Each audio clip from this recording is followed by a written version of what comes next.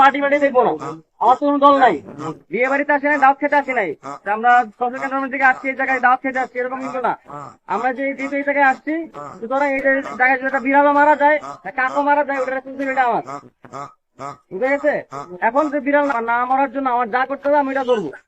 আমার এখানে লোকজন আছে, আমি পর্যাপ্ত পরিমাণ লোকজন নিয়ে আসছি, ইকুইপমেন্ট নিয়ে আসছি, অস্ত্র, প্রত্যেকটা রাইফেল কিন্তু ফুললি লোডেড, ভিতরে অ্যামুনিশন আছে, ঠিক আছে? আপনার ভাবেন না আমিও প্রোগ্রাম দেখাতে পারি, এটা আমার পিস্তল পুরো অ্যামুনিশন ভর্তি। আমি চাই না আপনাদের উপর কোনো প্রকার আক্রমণ করতে কিংবা কোনো প্রকার আপনাদের যাতে কষ্ট পান, ক্ষতিগ্রস্ত হন, এরকম কিছু করতে চাই না। কিন্তু আপনারা বাধ্য করেন, আমি যদি বারবার ফোন পাই জঙ্গি আমাকে থ্রেট দিচ্ছে, মৃত্যু হুমকি দিচ্ছে, আগুন দিয়ে পোড়াই দিচ্ছে, বাড়ি ঘর লুট করা করতেছে, আমি কিন্তু নর্মালি বসে থাকবো না।